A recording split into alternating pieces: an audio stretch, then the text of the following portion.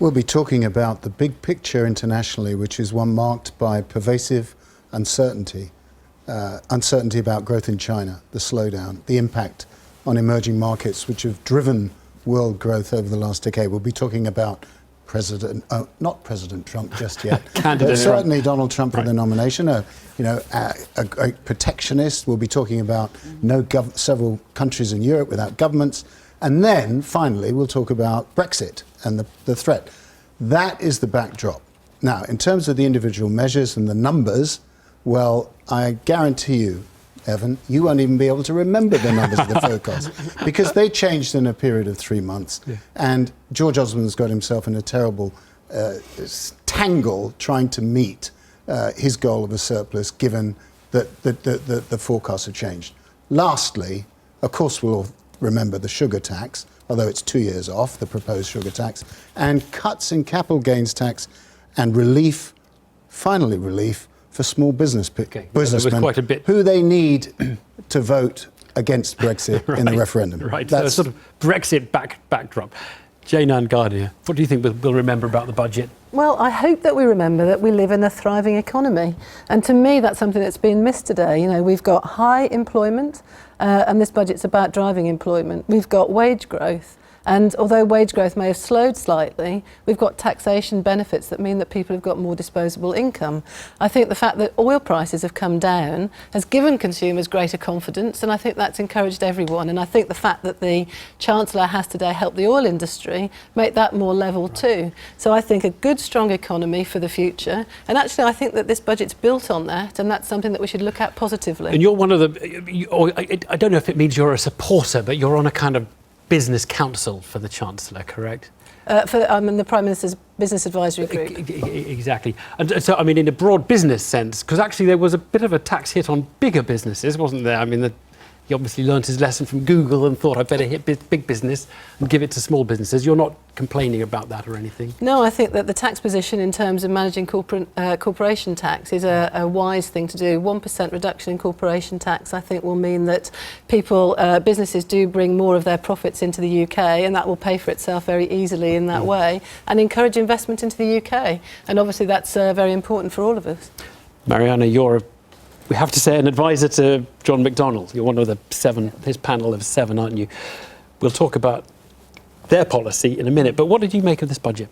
Well, I mean, I think it'll be remembered for just how short-term and quite superficial it was, because it didn't tackle the sources of the problem. It had lots of sort of token measures. So in terms of productivity, how to solve the productivity problem is actually about really increasing both public and private investment. And private investment, which is falling in this country, will not increase simply through tax cuts. Tax cuts in the short term are simply making profits increase. Profits continue actually to be at record highs. If we want to be like the U.S., which Sajid Javid was saying, then let's increase corporate income tax to what it is in the U.S., which is 39%. Just to say that is not actually, there's no evidence, there's no empirical evidence that cutting capital gains tax or cutting corporate income tax is going to increase business investment. Well, let's just go back to Jayne-Anne on that before I come to you, Fraser. Is that correct? On the productivity side, boosting investment clearly helpful. Tax important or not? Well, I think tax is very important. I think that enabling small businesses to invest in their own development is really important. And I think that small businesses in this country deserve further investment, further support from the Chancellor, and I think that they actually got it today. So I absolutely encourage that. But small businesses internationally, from the ones in Israel to the US, in China, or, you want them to actually grow. You don't want them to remain small. And what small businesses need, therefore, is patient, long-term, committed finance. What did we do with the few attempts in this country to get that kind of finance? We privatized the business bank. We privatized the Green Investment Bank. Those are the kind of sort of real concrete tools that actually will increase investment and innovation in this country. We are turning BIS, the Business Innovation and Skills Department, into an enterprise zone. Low regulation, low tax, come here. We want to be like Ireland? Fine. I need to bring Fraser. So Fraser, what struck you about this budget? Because quite a lot of different chancellors on show. I mean, they're a bit of a mashup of Thatcher and Hezza and a little bit of Gordon Brown tricksiness in there. I mean, there's quite a lot in There is, but he had a political objective here, and that was to annoy as few Conservatives as he can before the referendum. I mean, he could not afford another omni-shambles budget. You got the feeling he went for the last 3 weeks is weeding out anything that could be seen to cause a political problem for him down the road. And so, yes, he chose the sugar tax, predominantly a tax on the poor, which I think is a horribly regressive measure, but it is one that the Labour Party welcomed instantly, and the Lib Dems, a sure sign it's a bad idea. But by and large, there was enough to keep Tories happy: a small cut in corporation tax, a small increase in the threshold. So it smooths the way for the EU vote, which is all he's really thinking about right now. Can I just ask you all about this devolution package? Because no one ever seems to talk about this, but step by step, we're getting quite a big reshaping of the country, aren't we, Lionel? With mayors and regional governments and joining up authorities, and it's the Chancellor who's leading it. I don't know why it's his... Well, I look forward to the new Wessex Regional Authority. I mean, they're really going back to back to the old regions. Yeah. But there is a serious point here. Certainly we at the Financial Times have argued for a long time that this country is too centralised, too much built around Whitehall, and if you're seeing the kind of devolution that we've seen in the last couple of years in Scotland, then you need to have some compensating factors in England. But of course, there is a sting in the tail here.